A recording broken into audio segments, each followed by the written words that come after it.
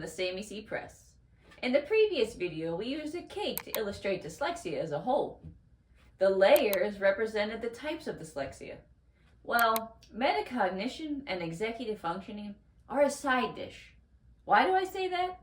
Well, metacognition and executive functioning skills function separately, but at the same time they are interdependent. A married couple, for example. They are two separate people, but marriage creates a state of interdependence between them. They provide love and support for each other. So, with our side dish metaphor, metacognition would be the bowl, and executive functioning would be the ice cream. You can't have a bowl of ice cream without this interdependent relationship. Learning differences and executive functioning weaknesses go hand in hand.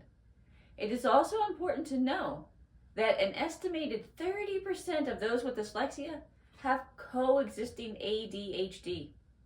And if you have ADHD, you're 6 times more likely than most people to have a learning difference or even a mental illness. Let's start by defining metacognition.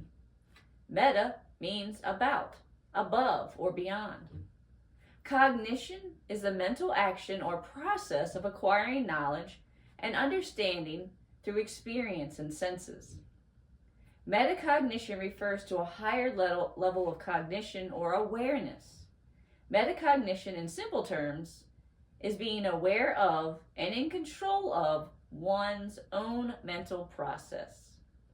In its most basic form, it would be described as thinking about thinking. This way, we can understand our own thought process. Metacognition helps us to reflect on, to manage our thoughts, our actions, our efforts, our organizational skills and emotions. This allows for improvement. When you are dealing with learning differences and ADHD, this is difficult. Weaknesses in this area make it difficult to see our mistakes or to even learn from them. For example, if you're trying to complete a project, but in the process you become distracted. Let's say, maybe hypothetically, you get a notification on Instagram. You decided to check it. You were inspired to, say, post something. This awesome drawing in the post was called a doodle. Instantly, in your imagination, you saw an upset stickman, outraged because the picture was clearly not a doodle. After that, you notice there's a window in the picture, which reminds you of Walter de la Mare's poem called The Window. So you decided to create the idea that is now in your mind. But then, you have your own poem to add to this idea, so you put that together.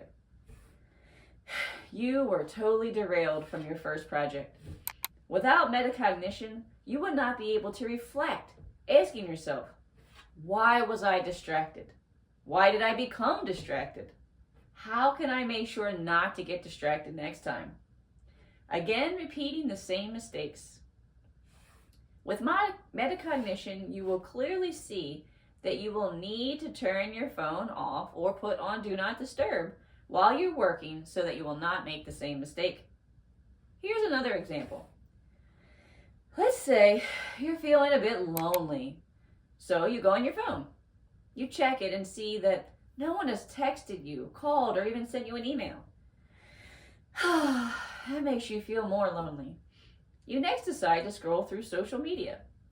You see happy families doing happy family things. You are sinking into the depths now, so you switch to another social media platform. And not only do you see pictures of happy people, but you see a video of your friends doing something cool that you didn't even know about. So now you're ready to curl up into the biggest ball of loneliness you've ever felt. Now, let's use metacognition to see what we learn. We are going to think about our thinking. What caused me to feel lonely in the first place? What thoughts did I have that led me to feel this way? Next time, what will my plan be if I feel lonely again? I can see that the choices I made definitely did not help me feel less lonely. It had quite the opposite effect. My actions only made my feelings of loneliness more intense. So here are some other options I can employ next time. I could talk to my parents and get a hug. I could call a friend instead of waiting for them to reach out to me. I could do something nice for someone because thinking of others always makes me feel better. I could play with a pet or journal. Maybe go for a walk in the woods or have some other type of change of scenery and thought. This is not an easy process for someone with metacognition weakness. So, what are some things that could help? Having visual cues like stop, pause, or freeze frame. When these cues are called out, that's when we need to pause and walk through our thoughts and our actions. What has worked? What has not worked? What would I do differently? Remember, the definition of insanity is doing the same thing over and over again but expecting different results. So we need to try something new. It is important to reflect before, during, and after tasks so we can improve. With this hands-on monitoring, you will be more likely to say, wait a minute, I have been here before. Nope, not this time. This way, you will not be derailed from your goal. Be careful not to say things like, what is wrong with you? Why can't you just think? Or some similar expressions. That is not helpful. We would not expect a person with a broken leg to play a game of soccer, nor do we expect a person with a weakness in this area to get it overnight. It will take time as well as patience.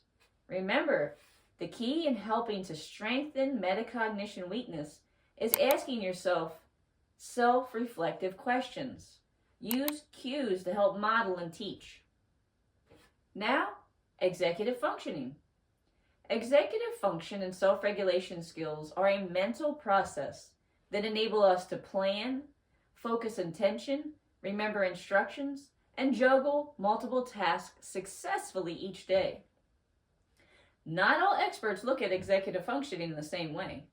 You will notice that websites and charts on this topic of executive functioning look different and do not agree. Some have more or less. Remember, our dyslexic cake has sprinkles, since Sammy number 2 and Sammy number 3 are both gifted. Since the brain of a gifted child develops a bit differently, there is sometimes a 3 to 4 year delay. So some of the tips and tricks we needed to use might not be necessary for you and your family. We needed a lot of scaffolding here, but a lot may be a bit of an understatement.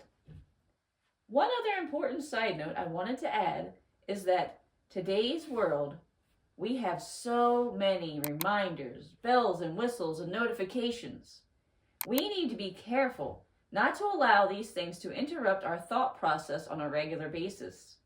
This will actually shorten our attention span. Some children today are viewed as having ADHD, but really, it is due to the shortened attention span from these interruptions. Another thing is to consider the fact of food sensitivities and allergies, as well as dyes and preservatives, which can cause mood and behavioral changes. These are good things to rule out before jumping in to thinking my child has ADHD. In the next video, we will discuss 9 different flavors, as it were, of executive functioning. I will include tips and tricks that we have used to help in these weak areas. Until next time.